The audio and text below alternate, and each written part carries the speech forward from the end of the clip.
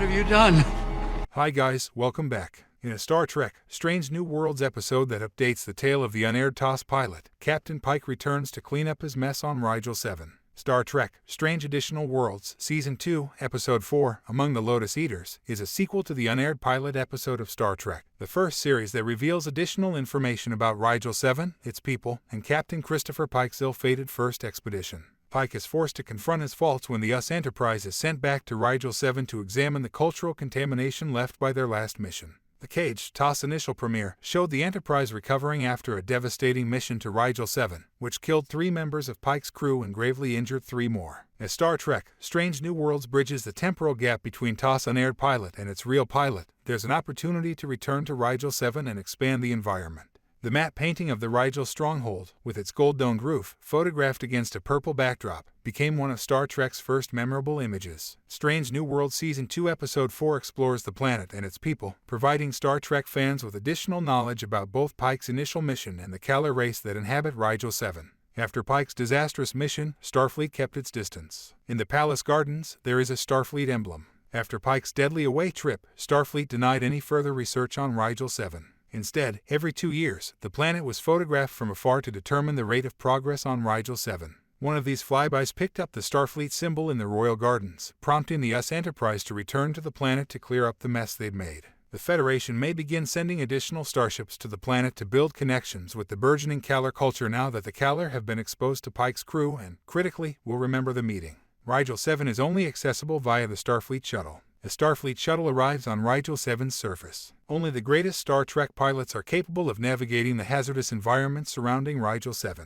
A combination of wind shear, flammable components, and unusual radiation rendered beaming down to the planet's surface unfeasible. When it became evident that the USS Enterprise would need its finest pilot, Erica Ortegas, to maintain the orbit within Rigel VII's tumultuous atmosphere, former test pilot Captain Pike took his team down to the planet's surface. Pike's depiction of his previous departure from Rigel VII suggests that the hostile environment was to blame for the deaths of his away team and the terrible injuries sustained by the other officers. If the Enterprise had been able to beam them out of harm's path, it's conceivable that the away team would have survived Rigel VII with very minor injuries. The Enterprise would have been able to delete all signs of their presence on Rigel VII if they had been able to use the transporters, avoiding a significant breach of the Prime Directive. Star Trek, Strange New Worlds names the TOS crew members who died. Rigel VII is briefed by Number 1. Captain Pike mourns the deaths of 3 unknown Enterprise crewmen who died on Rigel VII in the Cage. The slain members of Pike's away team are ultimately identified as Yeoman Zach Nguyen, Ensign C. Plummer, and Science Specialist Emma Berth in Star Trek, Strange New Worlds. Pike was severely shaken by the deaths of these men, prompting him to question his capacity to make the command choices expected of a Starfleet officer. Pike is able to make peace with what occurred by returning to Rigel VII, admitting responsibility but also moving forward.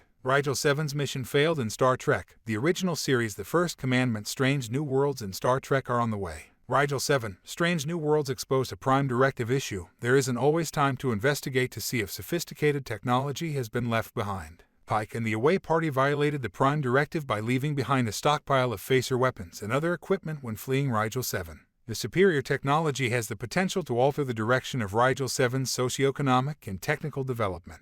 Pike observes that going down in uniform was his worst blunder on Rigel VII. On Rigel VII, Pike's yeoman did not die. Star Trek, Strange New Worlds Zach Nguyen. Not only did Pike ditch weaponry on Rigel VII, but he also abandoned his personal yeoman, Zach Nguyen, on the planet's surface. Zach had been presumed dead during the combat with the Kalar warriors, yet he had survived. Disgusted by his abandonment, Zach armed the townspeople with phaser weapons and ascended to the position of High Lord Zacharias. The Starfleet Delta symbol served as Zach's personal coat of arms, with variants on the iconic design covering the castle gates, gardens, and magnificent halls. Pike finally deposed Zach, restoring Rigel VII to normalcy and offering them a brighter future. The Kalar species of Star Trek explained: a Kalar soldier from Star Trek, Strange New Worlds, and one from Star Trek. The original series, the Kalar soldier in Star Trek's The Cage, looked to be a savage barbarian who was beyond reason while being a representation of Pike's memories. The Kalar troops in Star Trek are noticeably different, maybe due to Zach Nguyen's sophisticated cultural impact. Kalar civilization is found to be separated into 2 parts, those who live in the field and those who dwell in the palace. Those that reside in the palace keep their memories and identities, which may explain why they are more measured than the savage Kalar depicted in The Cage. This cruelty persuades Pike to enlist the help of LT.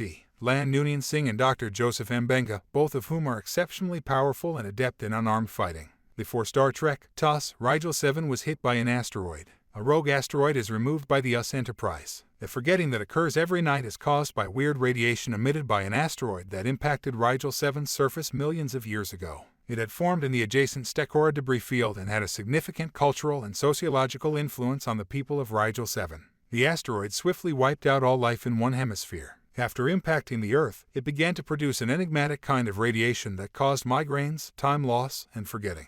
It's possible that Pike's removal of the asteroid in Star Trek: Strange New Worlds led to improved ties between Starfleet and Rigel VII, as seen by Kirk's wish to sing Moon over Rigel VII in Star Trek V: The Final Frontier. Thanks for watching.